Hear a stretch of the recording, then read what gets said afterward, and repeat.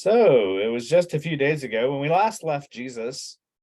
It's like the last episode, right? When we last left Jesus, he was at his hometown and he had experienced rejection there when Jesus said, "A prophet is not without honor except in his own hometown."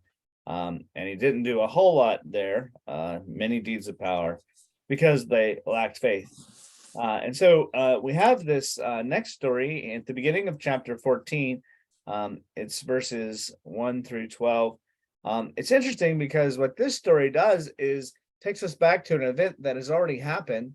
And it's one of the only events within the gospel that Jesus is not really at the center of the story in this part of it. But we'll try to ask maybe why Matthew includes this and what its function is, particularly at this point in the narrative. So Jesus was just rejected.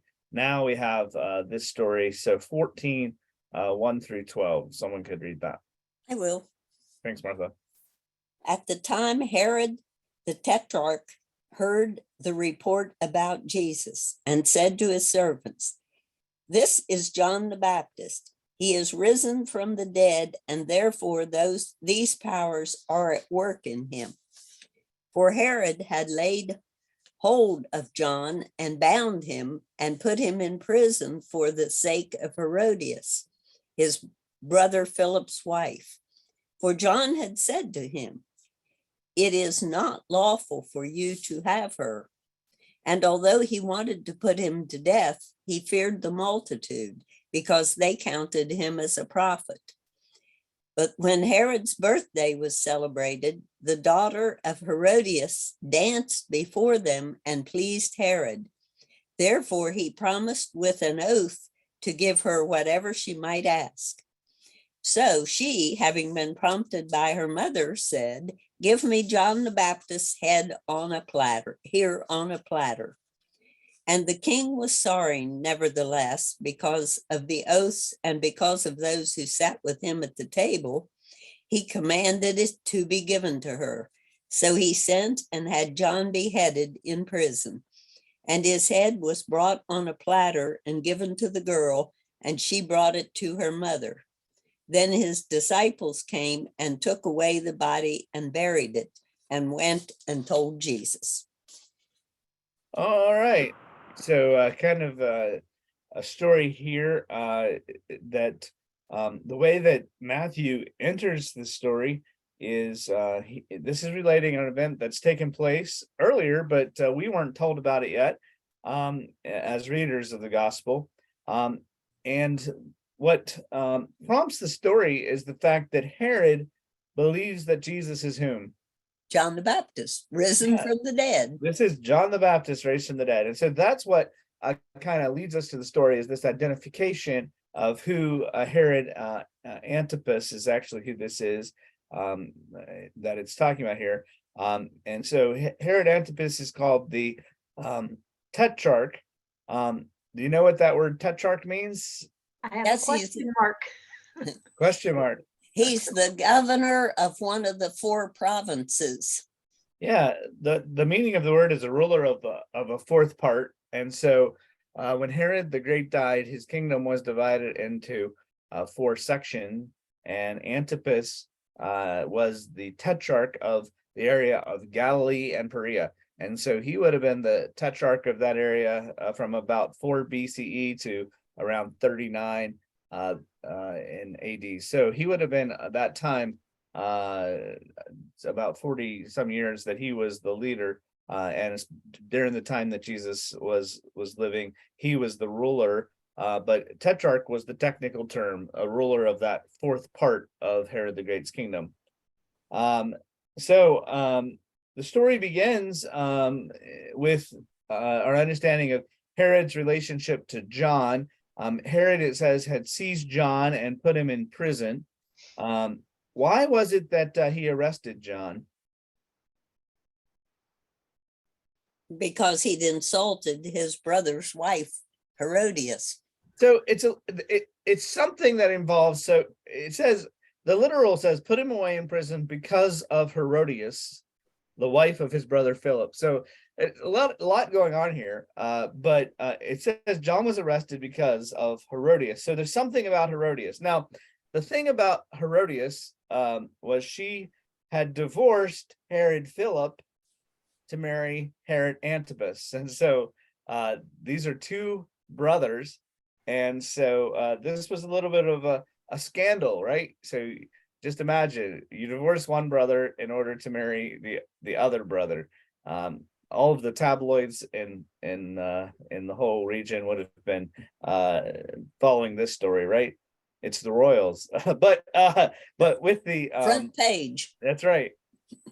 And so it's interesting that they identify her as the wife of Philip, and then that they point out that Philip was his brother. And so this is really establishing Herod and Herodotus is kind of questionable and a little bit scandalous even from the beginning. But it's a little bit ambiguous. So was Herod did he arrest John because maybe John condemned him for marrying Herodias? So that's that could be what it is, that John called him out on that and condemned him. Or it could be that when it says because of Herodias, that Herodias was the one who maybe prompted Herod to arrest John. Either reading is possible. All we know is that there's something to do with Herodias that caused John to be put in prison by Herod. Now, Matthew also adds another detail, though, and that is, and John, well, part of what I would say is clear is John was telling him it's not lawful for you to have her. So we know that he was saying that clearly, that he was condemning them, but whether it was because Herodias told him to or because Herod did. But what we do know is that Herod also wanted to kill him, right? But the reason that he didn't is why? He Afraid feared of the people. multitude. It fearing the crowd. So this role of the crowd again, and we know that the crowd in Matthew's gospel is sometimes very open to Jesus, and we've seen how they are sometimes the ones that stand between Jesus and the ones that accuse him. And so it's the same thing here in the John the Baptist case. Herod is afraid of the crowd because they thought that John was a prophet. So now we have basically in this whole section of 1 to 12, there's three different scenes. The first scene in verses 1 to 2 is that Herod thinks Jesus is John the Baptist raised from the dead. The second scene is the actual arrest of Jesus and telling us about that in 3 through 5. And then we come to the day of Herod's birthday celebration in verses 6 through 12. So in this celebration, first of all, the fact that he is having a big birthday celebration in and of itself says something. But this is going to provide an opportunity for Herodias to really manipulate Herod, and we'll see how that plays out. The setting is kind of a dramatic setting because we have this birthday. It's funny if you read in the some of the early church fathers and some of those who interpreted the gospel, they actually said that one of the things that was evil was actually having a birthday party. And not that I would not condemn a birthday party in our age. I think it's good to celebrate, but the thing was that it was seen as a sign of kind of being ostentatious and kind of flaunting your wealth to have this kind of celebration. And so in and of itself, we have this inauspicious, as the Venerable Bede, he said in one of his commentaries, the inauspicious celebration of a birthday. That is the first evil deed. The second is the lewd dancing of the girl, and the third is the rash oath of the king. So he saw the birthday party itself as being a sign of kind of something that was bad. Origen said in scripture, a birthday was not kept by a righteous man. So you see, they kind of have this idea that even the birthday party itself was kind of pointing out to kind of a negative connotation. But the setting itself is going to contrast a lot with the meals that Jesus has. Think about who Jesus has been eating with. He's been eating with tax collectors and sinners. we're going to see the very next story is another story that I think is a contrast between this meal and this birthday party and the next meal that comes up. So we are introduced to another character in this section. So at the birthday party, in verse 6, our next character that's introduced is the daughter of Herodias.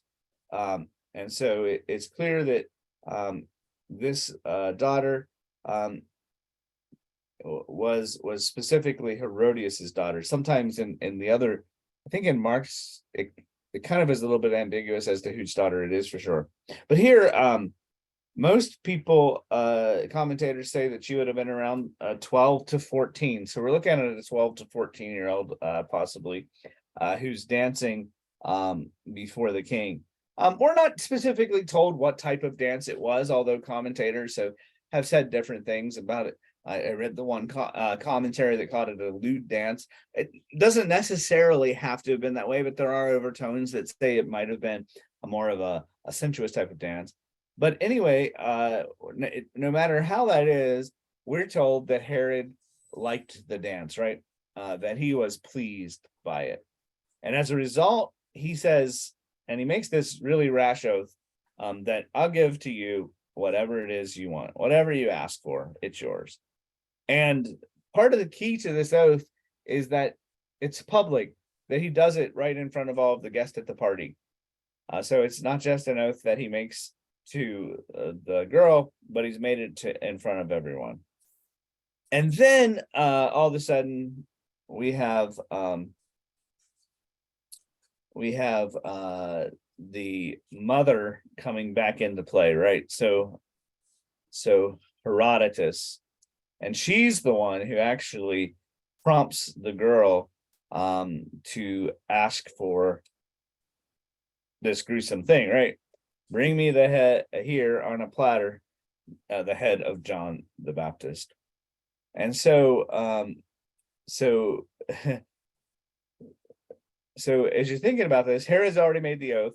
If he's kind of in a bind, because if he doesn't do it, then all of his subordinates who are there and have heard him made its oath, they might never trust anything he says again. And so that's a problem. And so he doesn't want to be accused of breaking the oath. At the same time, it actually says that, how did he feel about this? He was sorry. Yeah, it's an interesting phrase there in verse 9, that he was sorry. Does anyone have any other words other than sorry? I think there's one translation I saw said grieved, but it's odd, really. Distressed. Yeah, okay. So it's interesting because earlier we know that he wanted to kill him. So you're wondering, like, why does it distress him? But one of the other gospels, I think, it's a little bit like John scares Herod a little bit, and he's afraid of what might happen to him if he kills him. So that could be the cause of the distress or the sorrow or the grief. We don't know. Maybe and it seems like in one of the others that there was this idea that maybe he had some relationship with John. But however it was, he is grieved. But it says clearly, because he made the oath, and what else? Because of those who sat with him at the table. Yeah, because of his dinner guests. So it's the oath and the fact that those guests are there. He didn't want to lose face in front of them. The king commanded it to be given. And so it says, having sent, and so he beheaded, it actually says he beheaded John in prison. Matthew really, in this sense, it's almost like Herod himself did it. It's likely that he would have sent servants to do the task, but Matthew does not let Herod off for the responsibility of doing this. It says that Herod was the one in issuing the order. He is the one who actually executes John the Baptist. And the head is brought on a platter, And the banquet scene ends with the daughter serving her mother this gruesome dish. John's head was bought on a platter, given to the girl. She bought it to the mother. And then there's one final detail that Matthew adds, and in verse 12, the disciples came, took the body, went and buried it, and then told Jesus. So these would be the disciples of John the Baptist. I think it's an interesting thing that there's this contrast here between Jesus's death, where there'll be a noticeable absence of his disciples, and the disciples of John the Baptist who came and took the body and buried it. So part of what it seems that this story is doing is reminding us. So the last time we saw Jesus, he was in his hometown. What happened there in his hometown? They didn't listen to him very much. Yeah, he's basically rejected in his hometown. And he talks about being a prophet who is not received with honor. And so he's a rejected prophet. Well, here's John the Baptist also being a rejected prophet. Both of these guys, John the Baptist and Jesus, are going to be executed for their preaching and their challenge to those in power. Both are going to be put to death by a reluctant executioner who is kind of forced to act to protect his own political position. So you have, and then you have different people that want the death of the prophet, but they don't have the power to impose it. So here, Herodias, she wants the death of John the Baptist. She doesn't have the power to do it herself, so she uses what she can. The Sanhedrin will do the same thing at Jesus's death, and they will impose that power and kind of their will on the political authorities of Herod and Pilate. And in both stories, there's also this third actor that is kind of the middle person that is manipulated in the story. Here, it's the daughter, and in the crucifixion scene, it will be the crowd. And so they, in both scenes, cause the person who does not want to kill to have the person killed. So they then order the execution. And so it's interesting to see how all of this is here. And I think that this story is highlighting for us, and part of what it's doing is it's a conflict of kingdoms that's being established.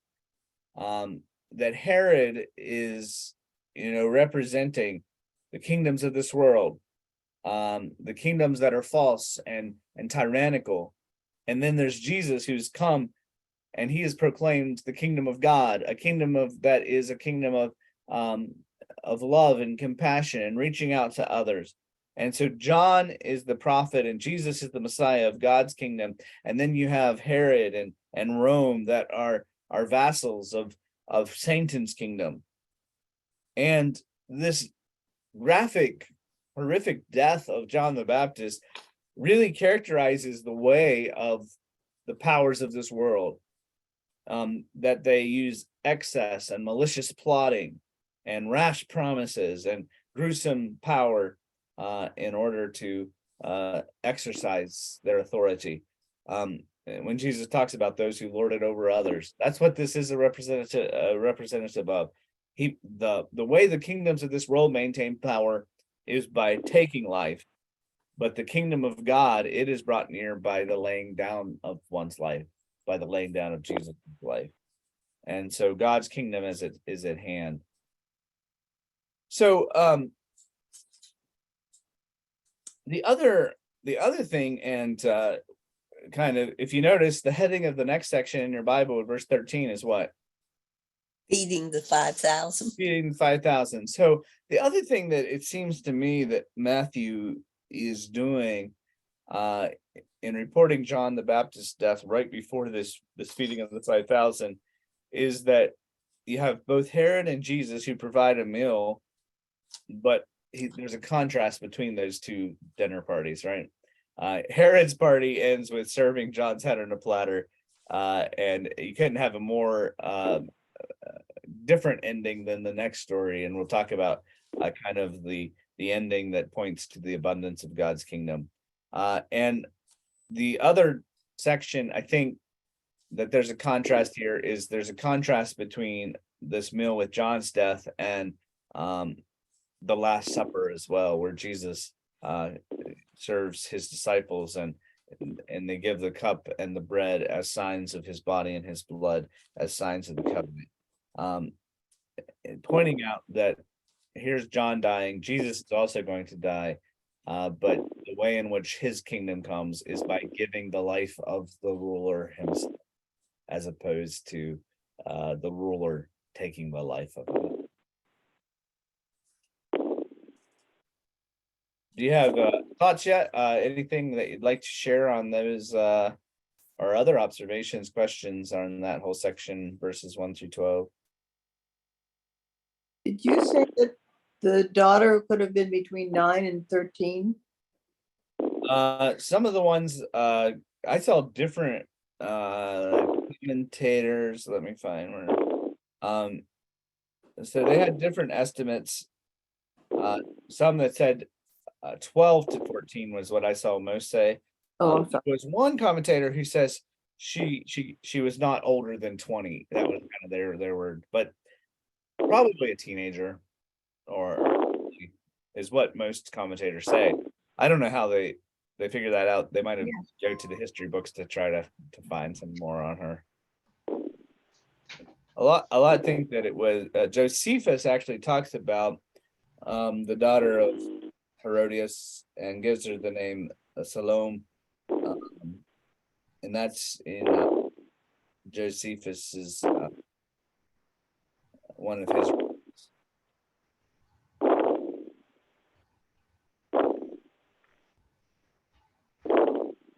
Any other thoughts on this section or questions? All right, let's then look at the next meal, which is a contrast, and think about the contrast between the dinner party we just saw and the one that we see here. Verses 13 through 21, if someone could read that section. I will. Thank you. When Jesus heard it, he departed from there by boat to a deserted place by himself. But when the multitudes heard it, they followed him on foot from the cities. When Jesus went out, he saw a great multitude, and he was moved with compassion for them, and he healed their sick. When it was evening, his disciples came to him, saying, "This is a deserted place, and the hour is already late. Send the multitudes away that they may go to the villages and buy themselves food." But Jesus said to them, "They do not need to go away. You give them something to eat." And they said to him, "We have here only 5 loaves and 2 fish." He said, "Bring them here to me." Then he commanded the multitudes to sit down on the grass. And he took the 5 loaves and the 2 fish, and looking up to heaven, he blessed and broke and gave the loaves to the disciples, and the disciples gave to the multitudes. So they all ate and were filled. And they took up 12 baskets full of the fragments that remained. Now those who had eaten were about 5,000 men, besides women and children. Thank you. So here we have the only miracle story that appears in all 4 gospels, the feeding of the 5,000. Well, I guess the miracle of the resurrection is also in all of them. But here we have this miracle story of that does appear in each of them.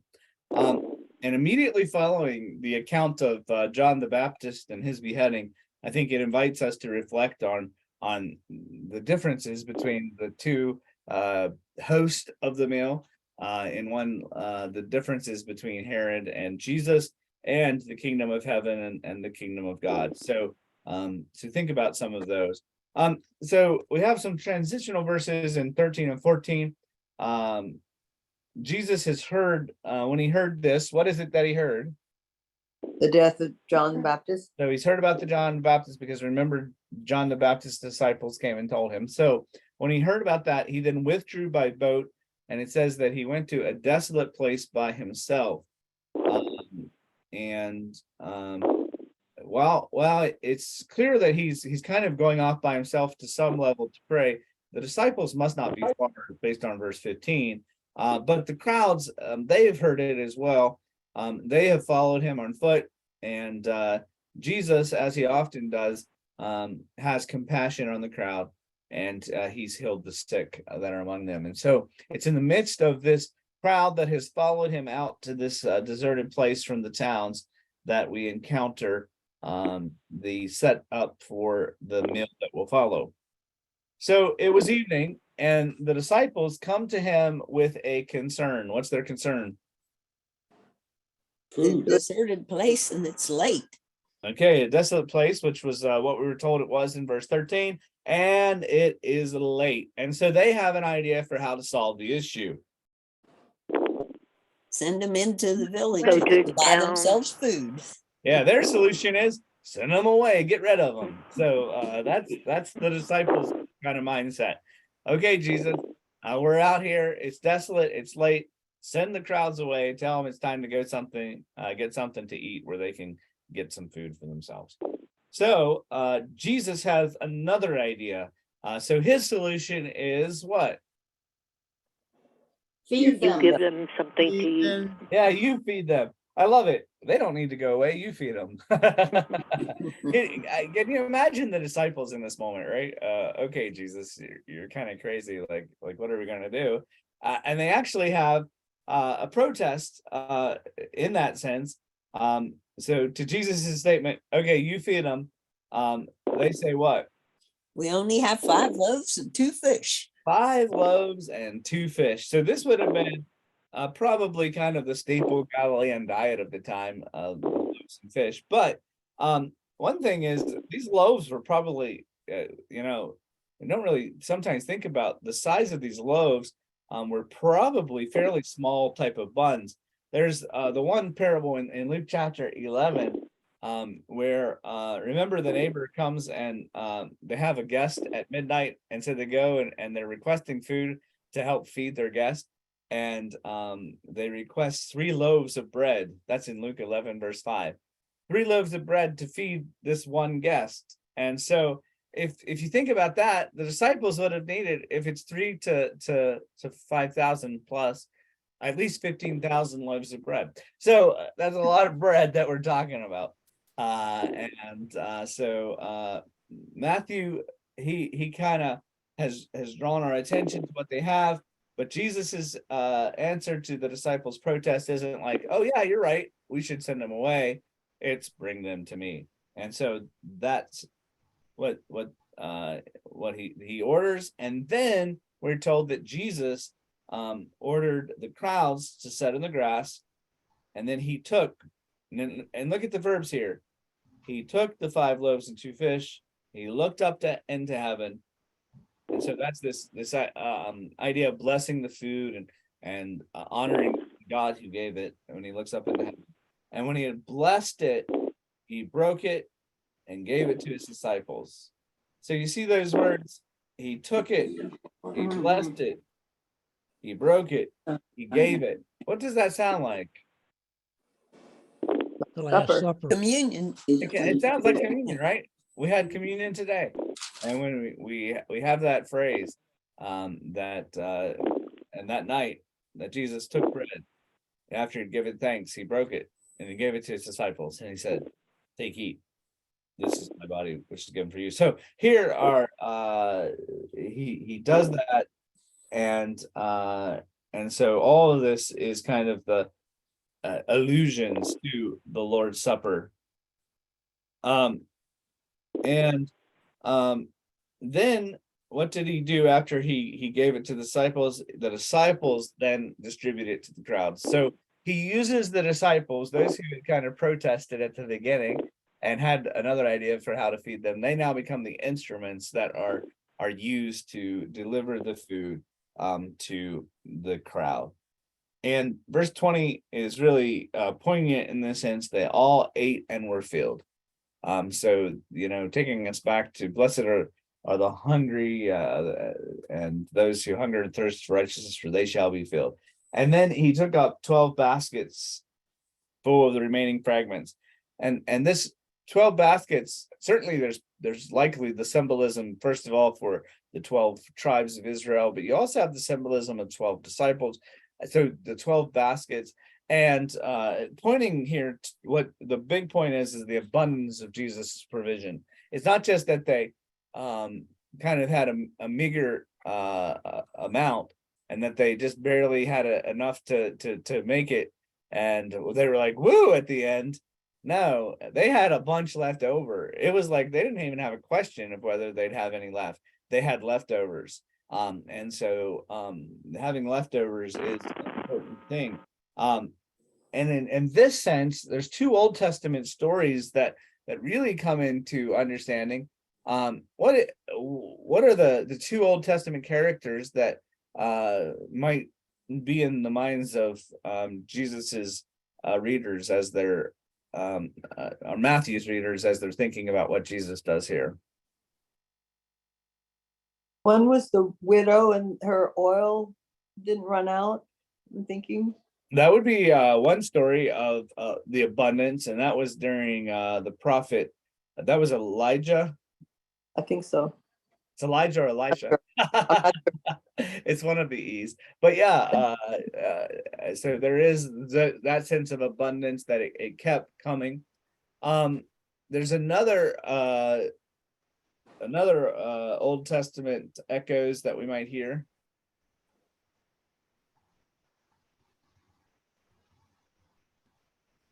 Who else fed people out in the wilderness, kind of a desolate place? Moses. Moses, yeah. So you're thinking too the provision in the wilderness. So there's that idea. So taking care of the people, because Jesus is out there in this desolate place, and so we have that echoes of Moses. The other echo that we might hear, Elisha. There's a story in 2 Kings, I think it's 2 Kings chapter 4. I meant to write that down, I forget. Oh yeah, 2 Kings chapter 4. And he has this feeds 100 men with 20 barley loaves, and it says that there were leftovers. So that's another story that might be in the background here. But in all these overtones, it really points to both Jesus kind of fulfilling all of those Old Testament expectations, as well as the abundance of his kingdom, that there's more than enough to go around. And this really is a very dramatic contrast to the way that Herod's banquet ends, with John the Baptist's head, where here's one who gives and provides for those that are at his meal. And it also pushes us forward to think about the Lord's Supper. And so when we get there, we'll also think about those things as well. Any other thoughts or observations or things that you see in this story? I always thought it odd that they were carrying empty baskets around with them, that they had 12 baskets to fill up afterwards. Didn't take 12 baskets to carry 5 loaves and 2 fish. That is funny that there were baskets around. So you wonder, like, if those baskets had been there because they brought food earlier for the day, and now all the food is gone, or what? Yeah. Where did the baskets come from? All right. Might be another part of the miracle. Yeah, maybe those baskets were part of the miracle itself. I was trying to see. I thought the baskets. Oh yeah, it says there's no way to determine the size of the baskets. That was in one of these study Bibles. But it's generally thought that they were large baskets that would be used for produce. So there you go. So they might have had those, but is that part of the miracle that they had baskets too? And they had enough. They had 12 of them. Mm-hmm. It is pretty funny. It's funny to fill in these gaps in the story too, because you're like, sometimes we just don't think about some of these details. Well, where did those baskets come from? And those are these ideas of, oh, they had to come from somewhere. So yeah, kind of neat. And then what happened? Like, who were they just there for the crowd to take, or Did each disciple get one for later? How did it work with the 12? It sounds like the disciples divided up the meal. It might have been that way. We don't know. Any other thoughts or comments? Well, let's look at our next story, which is another miracle story, 22 to 33. If someone could read that.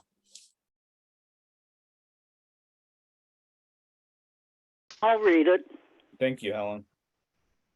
As soon as they had finished, he made the disciples embark and cross to the other side ahead of him, while he dismissed the crowd. Then he went up to the hill by himself to pray. It had grown late, already some distance from the shore. Battling with a headwind and a rough sea, between 3 and 6 in the morning, he came towards them, walking across the lake. When the disciples saw him walking on the lake, they were so shaken that they cried out in terror. "It is a ghost," but at once Jesus spoke to them. "Take heart, it is I, do not be afraid." Peter called to him, "Lord, if it is you, tell me to come to you over the water." "Come," said Jesus. Peter got down out of the boat and walked over the water towards Jesus. But when he saw the strength of the gale, he was afraid, and beginning to sink, he cried, "Save me, Lord." Jesus at once reached out and caught hold of him. "Why did you hesitate?" he said. "How little faith you have." Then they climbed into the boat, and the wind dropped, and the men in the boat fell at his feet, exclaiming, "You must be the Son of God." Thank you, Helen. Appreciate that. So we have this miracle following the feeding of the 5,000. We know that in the other gospels we see the stories of the calming of the sea, but Matthew certainly adds another element here with this interaction with Peter. But the setting for the story is important. So the beginning of the story, they go ahead and boat to the other side. The crowds have been sent away. And then where does Jesus go? Up the mountain. He goes up On a mountain. So the mountain is significant. We know that mountains within the scripture are places where we encounter God. And we think about Moses, going up to Mount Sinai by himself. And in Matthew, mountains are significant. We've seen mountains. Jesus was on a mountain in chapter 4 at the temptation time. And he was on the mountain when he gave the Sermon on the Mount in chapter 5. He's going to be on a mountain again, the mountain of transfiguration that will come up later on. And we'll see a couple other times when mountains are significant, including after the resurrection, when Jesus comes and gives the Great Commission. So all of these mountains are significant places where one encounters God. And so it's there, and it tells us that that Jesus goes up on the mountain for what? Right. Pray. Right.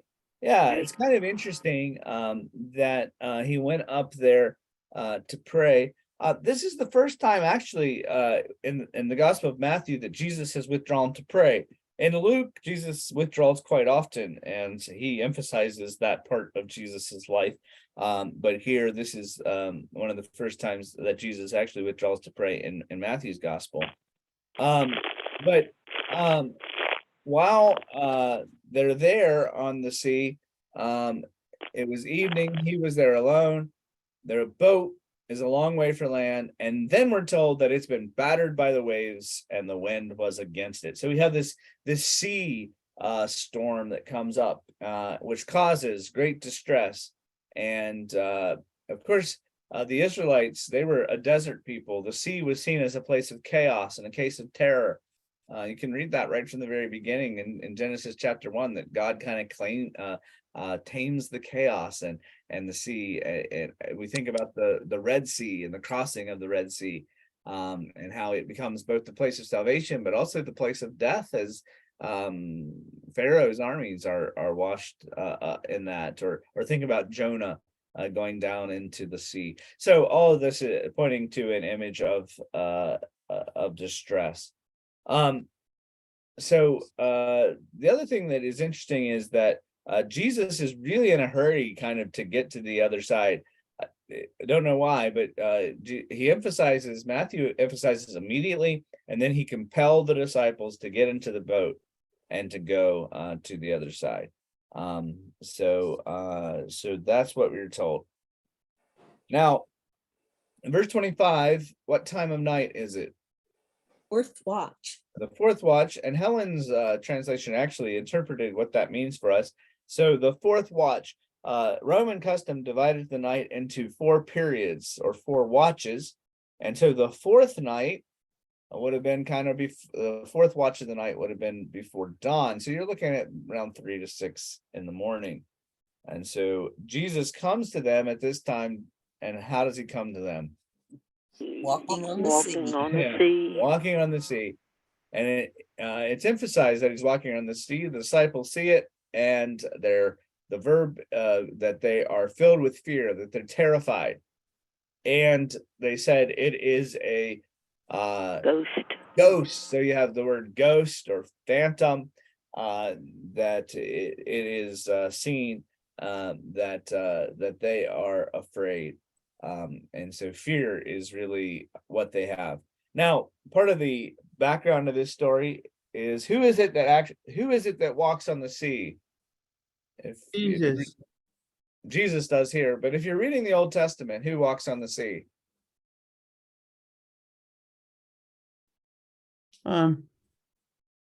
What is God. Yeah, God walks on the sea.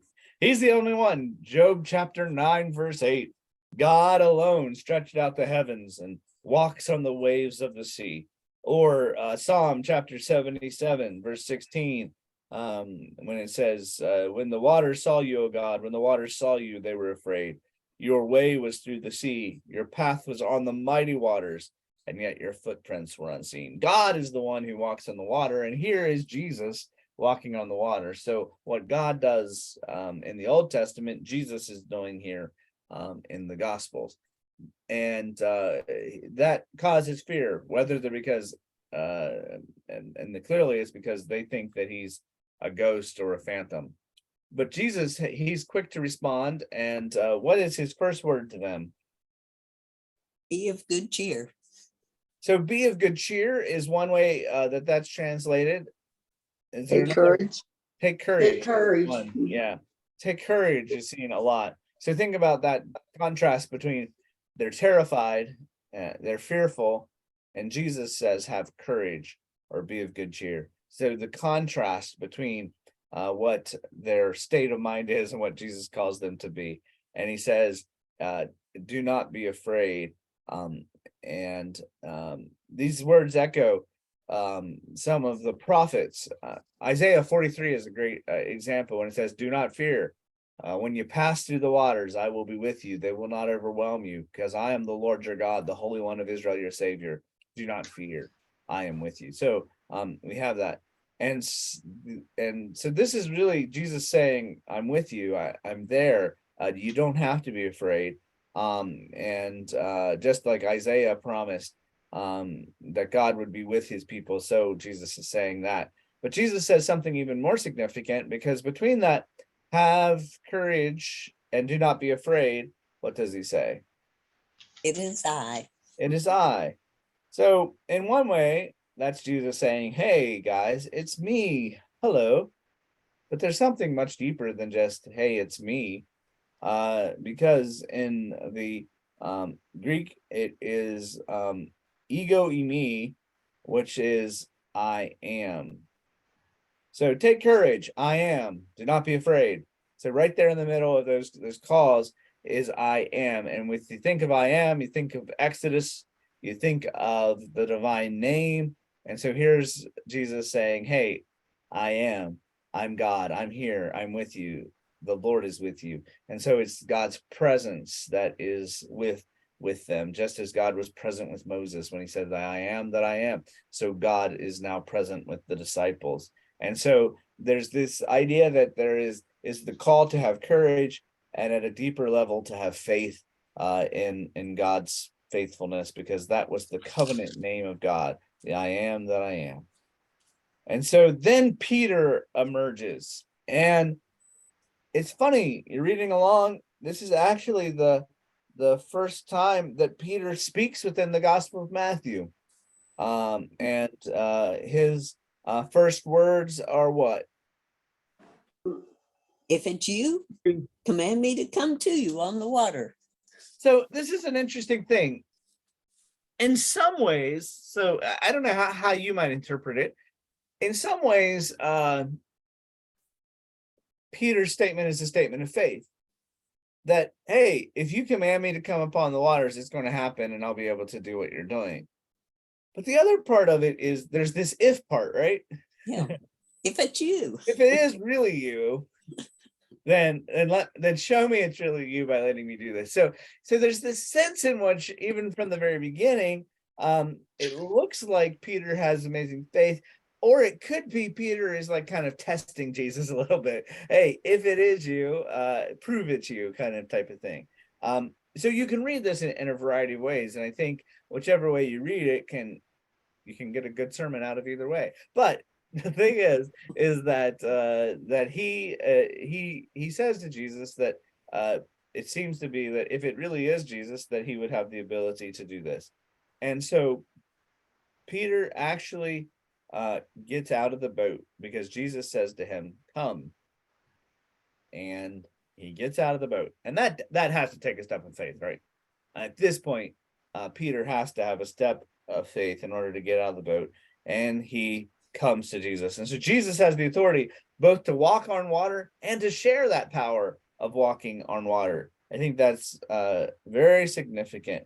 And then we're reminded that of what's been happening in verse 30. The wind got boisterous. Yeah, we're reminded. Oh, by the way, there's that strong wind that has been happening back from verse 24. All of a sudden, that wind comes back into our motion, and the focus becomes on the wind that was battering the boat. And so, in the midst of this windy scene, as Peter is walking on the water, he turns his attention from Jesus because he focuses on what? The wind. The wind. He focuses on the wind. And when he changed his focus from looking at Jesus and he begins to look at the storm, that is when it happens that he began to sink. And as he's sinking, he calls out to Jesus. And what's his cry? He says, save me, Lord. Save me, Lord. So Lord, save me. So he returns his attention to Jesus at that point. So he recognizes that Jesus is the only one that can help him in the midst of this. He echoes the words of the psalmist from Psalm 69, when it says, save me, O God, for the waters have come up to my neck. I sink in deep mire where there's no foothold. I've come into deep waters and the floods sweep over me. I think Peter could definitely sing that Psalm 69. And so immediately Jesus extends his hands and catches him. So before Jesus says anything, he reaches out and he catches him. And so he does indeed do what Peter calls out. He saves Peter, which is significant. But then he has a few words for him. And what is it that he says to Peter? You little faith, Why did you? So it's significant here. So he says, you had just a little faith. You didn't have kind of the faith that really was called for in this situation. And so in this story, then you have this contrast between fear and faith, and that faith is what helps us to overcome fear in the midst of the storm. And so this is really a lesson on conquering adversity and fear and doubt. That word doubt is very significant. It says, you have little faith, why did you doubt? And I think it's significant in the sense of what Peter actually did. Remember, he shifts his attention from looking at Jesus to looking at the storm. And when he turns his attention to the storm, that's when Peter says he doubts. The verb doubt means to be of a divided mind or to have a divided focus. And so what he did was he shifted his attention away from Jesus to the situation around him. And The so living, in a sense, living it's Bi- difficult. What's that? the Living Bible says, "Why did you doubt me?" Why did you doubt me? Making it very personal, right? Yeah, Yeah, you doubted that I was able to help you in this. So that does make it personal. So this is really a call to have a single focus on Jesus, in a sense, that in the midst of the storms of our own life, we are called to look to Jesus, and that he's the one in whom we will find hope, and he's the one who will get us through this situation. And so here is a lesson, I think, on overcoming that fear and adversity. Then Jesus, the story's not over yet, because it doesn't just end with Peter and Jesus out there on the sea. They actually get back into the boat, and when they get into the boat, the wind ceased. And so this is that section. Then we still have the calming of the storm, but Matthew has inserted this narrative about Peter in the midst of it. And so when they get in, the wind ceased, and then we have a very significant ending here. So Matthew says that the disciples then, they were the ones in the boat. What did they do? Worshipped him and said, "Truly, you are the Son of God." So both of those things are very significant, to worship and to say that he is the Son of God. And this is very different. And this is one of those times when you're like, Matthew and Mark really contrast the disciples, because the disciples saw what this had happened.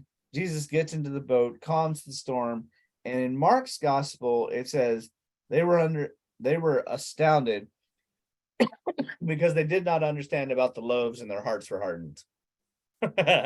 Well, that's quite different than what happens here in Matthew's story, because Matthew's story, they do two things: they worship and they proclaim him to be the Son of God. So the verb worship, it literally means to prostrate oneself and to kneel before someone in reverence or submission. Usually this is to bow before a king.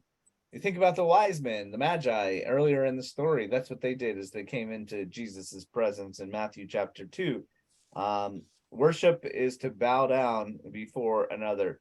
And so here are the disciples that are worshiping and bowing down before Jesus. And then their response, "Truly, you are the Son of God." This is a major development within the gospel. We have had the voice from heaven. Remember the voice from heaven at the baptism that said, "This is my son." And then we had someone else that proclaimed him the Son. That was Satan. He said, the Son of God. He used that term. And Jesus had spoken of himself as the Son of God in chapter 8 and a couple other times. But this is the first time that Jesus has been exclaimed the Son of God by someone else. So other than God, Satan, or Jesus himself. And so that is a significant point, that Jesus is recognized as the Son of God. And this is an important confession that's moving the story forward and revealing Jesus' true identity here. So any thoughts or questions on this section or this part of the story? I was wondering if 23, where it says that he went up on a mountain by himself to pray, was related to 13, when it says that when he heard this, reading about John, he departed from there by boat to a deserted place by himself.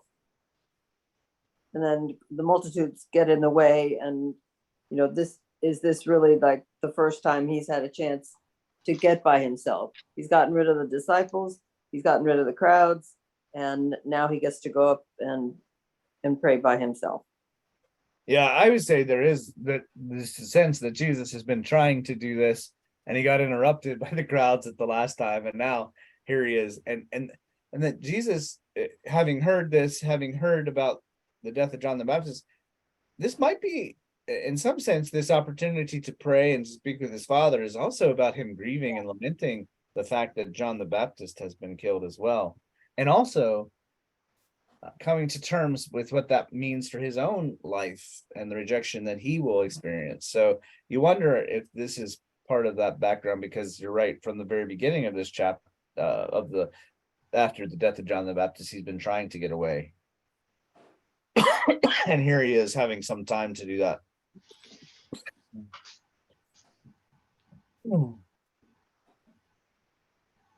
Any other thoughts on this calming of the storm, or Peter and his walking on the water?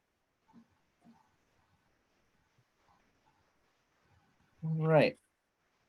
Well, there's only three verses left in the chapter, so let's finish chapter 14 together, 34 through 36. Someone could read that portion.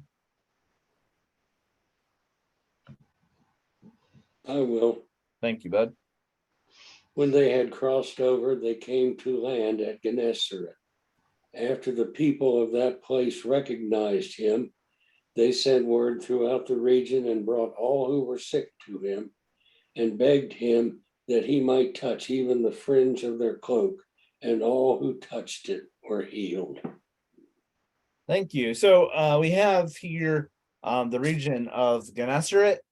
So it was a fertile plain that was on the west side of the Sea of Galilee. And so this is where they are. Here, Jesus is recognized. It says that he was recognized by the people, the men of that place, and they sent into all the region. So it's not just the people living there, but they've spread word, and everyone around is now coming and bringing the sick to him, all who were sick, it says, and they were begging him. And what were they begging him for? They might touch the hem of his garment. The hem of his garment. And when we think of the hem of his garment, we think of the story, like the woman with the issue of blood, that it just, if I might touch the hem of his garment. So that's kind of this idea, but it's significant here, this idea of the fringe of his cloak. That could technically refer to the hem of his garment. It could also talk, it's the same word that would refer to the tassels of the garment that the devout would wear to remind themselves of the commandments. You can read about that in Numbers chapter 15, verses 38 and 39.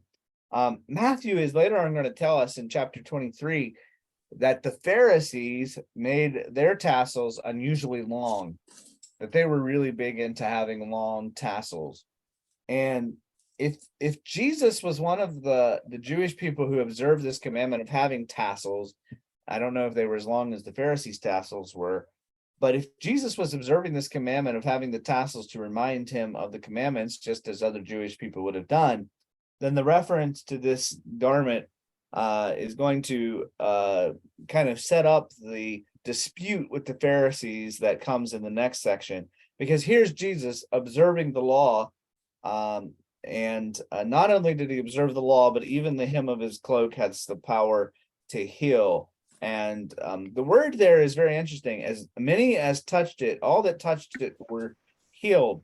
The word is it means saved, but it's an intensification of the word that is usually used for salvation. And so it means to rescue or to deliver from a hazard or danger, to bring someone safely through something. And so this is a word of deliverance. And it's really referring to Jesus's healing in the immediate context, but it also really summarizes the whole chapter that we've seen so far. It's Jesus rescuing people and bringing them safely through dangers and hazards, whether it's the lack of food at the feeding of the 5,000, whether it is the storm on the sea with the disciples in the boat, or whether it is the people who need healing. As he heals the sick, as he feeds the multitude, as he rescues the disciples and Peter from the sea, as he heals all those who are brought to him, he is saving them. He is bringing salvation. And so that is a way that he's rescuing and bringing all of them safely through. Observations on those short couple passages. My Bible uses the word there on the healing. They were made, as many touched it, were made perfectly well. Oh yeah, that gets to that intensification that yeah, it's not just they were made well, but they were made perfectly well. And that's that word perfectly kind of, it intensifies it. That the word, it's a stronger word than just, usually we would have this word to mean healed or saved, but they were completely healed, completely saved. It kind of saved to the uttermost kind of idea. That's James. interesting. I'm sorry, Keith. I said, that's interesting that they could touch Jesus and be like that. Yeah, they just touched the hem of his garment and they were healed. King James says they were made perfectly whole. Perfectly whole, yeah. I like that phrase too. So perfect, whole. So to be made, well, all of these words that really get to it. It's a hard one to capture because it's more than just healing. It's a salvation word. So, and I think that perfectly whole kind of gets to it. Might be able to even relate that back to David cutting the hem of King Saul, saving his life instead of taking his life. Yeah. So yeah, here you have another one where you're saving life by the hem of the garment. So so this sets up for us, so all these healing scenes are going to set up more disputes, and guess who we're disputing with again? It's the Pharisees. And so in chapter 15, next time, and we'll be meeting Thursday. When we meet Thursday, we'll go through chapter 15 and see about this conflict that Jesus has with the Pharisees, and how they understand really what it means to follow God in the sense of ritual purity, and how Jesus responds. We'll see his interactions then as he continues to interact with the Canaanite woman and another feeding scene as we continue forward. So lots of interesting things happening here in the middle of the Gospel of Matthew. Any final thoughts, comments, or questions tonight?